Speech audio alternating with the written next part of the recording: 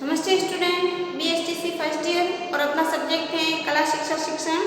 इसमें हम इकाई 2 पढ़ रहे हैं। इकाई 2 का जो आज का अपना टॉपिक है वो है कला शिक्षण विधि द्वारा सृजनात्मकता का विकास। इससे पहले की जो क्लास हुई थी उसमें हमने कला शिक्षण द्वारा अभिव्यक्ति क्षमता का विकास किस प्रकार से किया जा सकता है इसके बारे में हमने चर्चा कर ली थी। आज की क्लास में हम कला शिक्षण विधि द्वारा सृजनात्मक क्षमता का विकास किस प्रकार से कर सकते हैं। कला शिक्षा का द्वितीय लक्ष्य छात्रों में, पहला लक्ष्य था कि छात्रों में अभिव्यक्ति क्षमता का विकास करना और दूसरा जो लक्ष्य था वो था कि छात्रों में सृजनात्मकता का विकास करना। तो कला शिक्षक का जो द्वितीय लक्ष्य वो है छात्रों में सृजनात्मकता का विकास करना। कला शिक्षण की विधियों के माध्यम से छात्रों में सृजनात्मकता की विभिन्न स्थितियों को विकसित किया जाता है। इसके द्वारा बालक में हम अलग अलग प्रकार की सृजनात्मक क्षमता का विकास कर सकते हैं, जैसे चित्रकला का, मूर्तिकला के माध्यम से, संगीत कला के माध्यम से, नृत्य कला के माध्यम से, नाट्य कला के माध्यम से। इस प्रकार की कलाओं के माध्यम से हम बालक के अंदर सृजनात्मकता का विकास कर सकते हैं। सृजन का दूसरा रूप कला ही माना जाता है, तो सृजन का जो दूसरा रूप है वो कला को ही मान सकते हैं।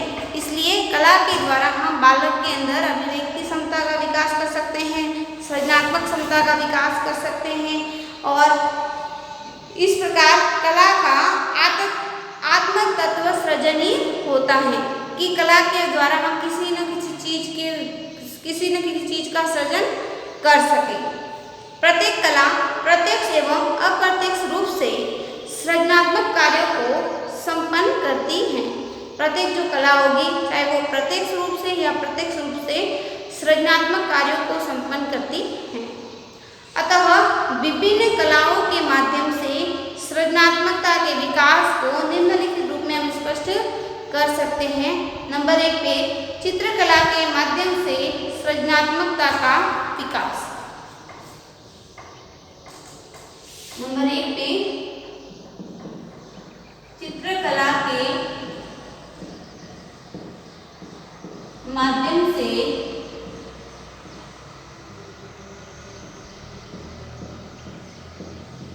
सृजनात्मकता का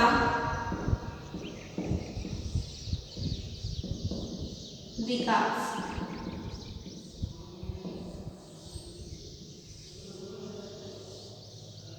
चित्रकला के माध्यम से सृजनात्मकता का विकास।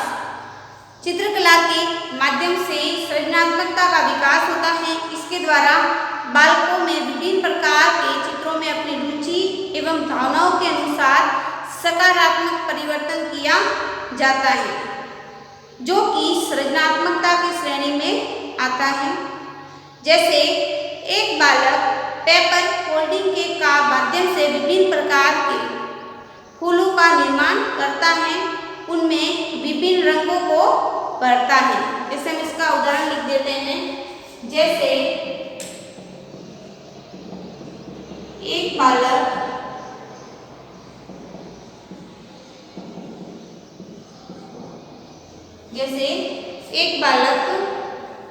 पेपर फोल्डिंग के माध्यम से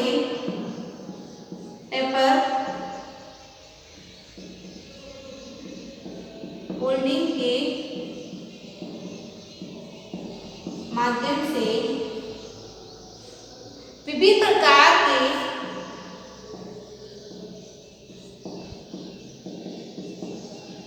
फूलों का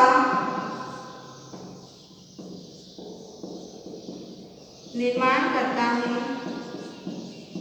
जैसे एक बालक पेपर फोल्डिंग के माध्यम से विभिन्न प्रकार के फूलों का निर्माण करता है तथा उनमें विभिन्न रंगों को भरता है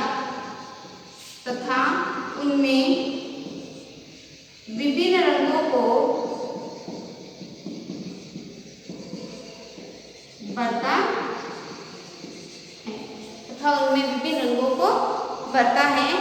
अतः चित्रकला के माध्यम से वह रंगों के सृजन का कार्य संपन्न करने लगता है। जैसे विभिन्न प्रकार के प्रमुख रंगों से अन्य रंगों का निर्माण करना तथा विभिन्न प्रकार की चित्रकारी करना आदि। से छात्रों में सृजनात्मकता का विकास होता है। चित्रकला के माध्यम से प्राकृतिक चित्रण को भी उत्कृष्ट रूप दिया जा सकता है। दूसरा है मूर्तिकला के माध्यम से सृजनात्मकता का विकास। मूर्तिकला के माध्यम से सृजनात्मकता का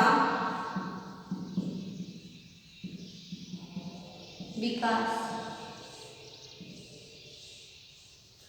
मूर्तिकला के माध्यम से सृजनात्मकता का विकास कि छात्रों को विभिन्न रंगों को भरना सीखता है। अब दूसरा है मूर्तिकला के माध्यम से सृजनात्मकता का विकास। मूर्तिकला के माध्यम से बालकों में हम सृजनात्मकता का विकास किस प्रकार से कर सकते हैं? तो मूर्तिकला के माध्यम से सृजनात्मकता का विकास सर्वोत्तम रूप होता है। छात्रों में मूर्तिकला की शिक्षा प्राथमिक स्तर से ही विभिन्न प्रकार की मूर्तियों के निर्माण एवं खिलौनों के निर्माण के रूप में प्रदान की जाती है। जैसे छात्रों में हम विभिन्न प्रकार के जो SCPW जैसे कैंप आयोजित करते हैं, उसमें उसकी जो रचनात्मक प्रतियां हैं, उसके मन के अंदर जो भाव व्यतीत होते हैं, उनको हम मिट्टी या उसको किसी प्रकार का खिलौना बनाने के लिए जो आपको अच्छा लगे उस रुचि के अनुसार उसको सृजन कार्य करने के लिए बालकों को दिया जाता है।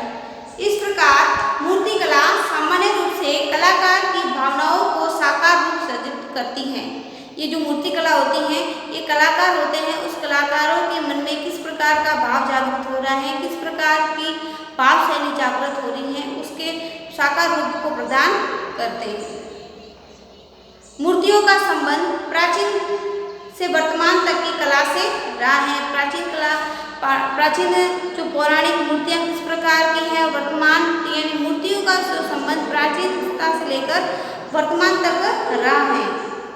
मूर्तिकला एक और छात्रों में सृजनात्मक क्षमता का विकास करती है, वहीं दूसरी ओर छात्रों में सभ्यता एवं एक और तो छात्रों में मूर्तिकला सृजनात्मक क्षमता का विकास करती है, वहीं दूसरी ओर वह छात्रों में संस्कृति एवं सभ्यता के संरक्षण की भावना का विकास करती है।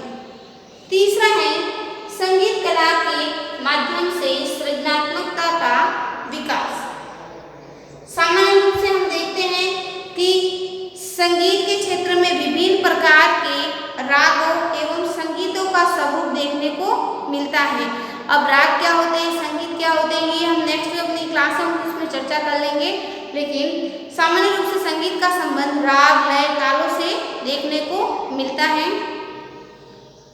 प्रत्येक राग को गाने का एक निश्चित समय भी होता है कि इस राग को गाने का एक निश्चित समय भी निर्धारित किया गया है। जैसे शास्त्रीय संगीत, पाश्चात्य संगीत, जिसे हम देखते हैं कि इसमें शास्त्रीय संगीत, पाश्चात्य संगीत, लोक संगीत आदि विभिन्न प्रकार के संगीत संगीतकारों के सृजन का ही परिणाम है। जब संगीतकारों ने प्राकृतिक रूप से जो संगीत की ध्वनियां हैं उनको अपने मन में बोध कराया, उसी को सृजन रूप देकर शास्त्रीय संगीत का निर्माण कराया, पाश्चात्य संगीत का निर्माण और लोक संगीत जैसे विभिन्न प्रकार के संगीतकारों से इनका सृजन किया गया। संगीत के विभिन्न स्वरूपों का आविर्भाव सृजनात्मक का ही परिणाम है। छात्रों को प्राथमिक स्तर से ही विभिन्न प्रकार के संगीत संबंधी जानकारी प्रदान की जाती है।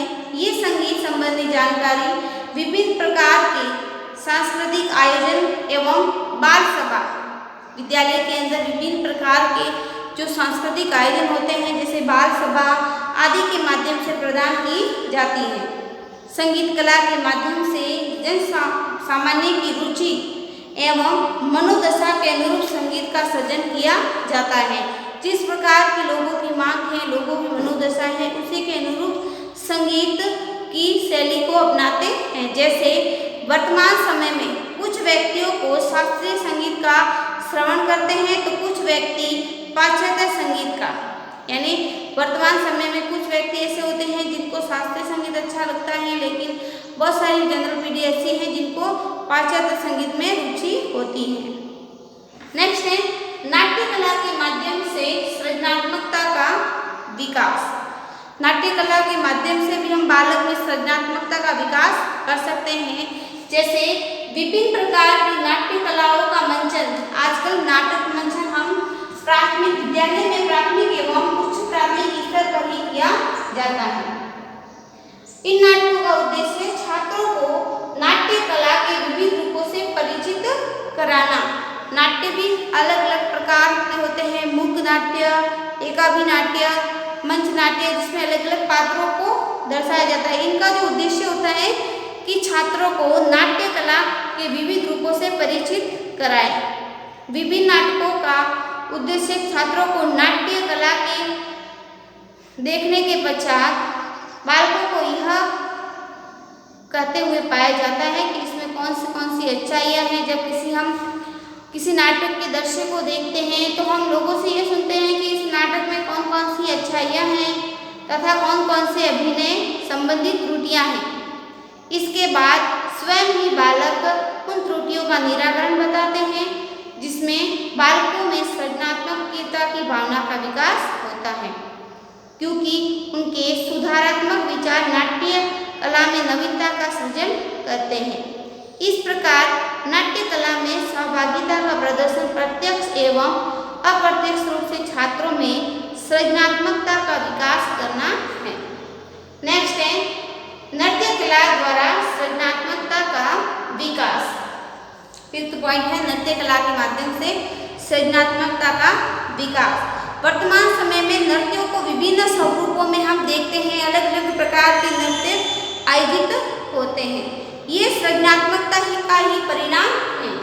प्रत्येक कलाकार, जो भी नृत्य कलाकार है, प्रत्येक कलाकार विभिन्न प्रयासों के माध्यम से यह प्रयास करता है कि उसकी जो नृत्य कला सामाजिक व्यवस्थाओं एवं परंपराओं का सर्वोत्तम प्रदर्शन करते हुए व्यक्तियों को स्वस्थ मनोरंजन दे सके। यानी जो नृत्य कर रहा है वो सामाजिक व्यवस्थाओं को बढ़ाने वाली हो, सामाजिक परंपराओं को संरक्षण करने वाली हो और लोगों को मनोरंजन भी कर सके, इस प्रकार का वो प्रयास करता है। अतः सामाजिक आवश्यकताओं एवं संस्कृति के परिणाम स्वरूप ही विभिन्न नृत्य कलाओं का सृजन होता है। जैसे लोक नृत्य का सर्जन स्थानीय आवश्यकताओं के अनुरूप होता है। जैसे लोक नृत्य का सर्जन जो स्थानीय आवश्यकता है उनके अनुरूप फिर हमने लोक नृत्यों का सर्जन किया। छात्रों द्वारा भी नृत्य कार्यक्रमों का प्रदर्शन करके सृजनात्मकता का परिचय दिया जाता है। इस प्रकार नृत्य कला के माध्यम से छात्रों में प्रत्यक्ष एवं अप्रत्यक्ष रूप से सृजनात्मकता का विकास संभव होता है। तो आज की जो क्लास है उसमें हमने कला शिक्षण विधि द्वारा सृजनात्मक विकास किस प्रकार से बालकों में किया जा सकता है, जैसे हमने चित्रकला के माध्यम से सृजनात्मकता का विकास देखा, मूर्ति कला के माध्यम से बालक में सृजनात्मकता का विकास कर सकते हैं, संगीत कला के माध्यम से सृजनात्मकता का विकास कर सकते हैं बालक के अंदर, और नाट्य कला और नृत्य कला के द्वारा भी बालक के अंदर सृजनात्मकता का विकास कर सकते हैं। तो आज की क्लास को हम यहीं समाप्त करेंगे, फिर हम इसका नेक्स्ट टॉपिक पढ़ेंगे। आज के लिए आप सभी को धन्यवाद।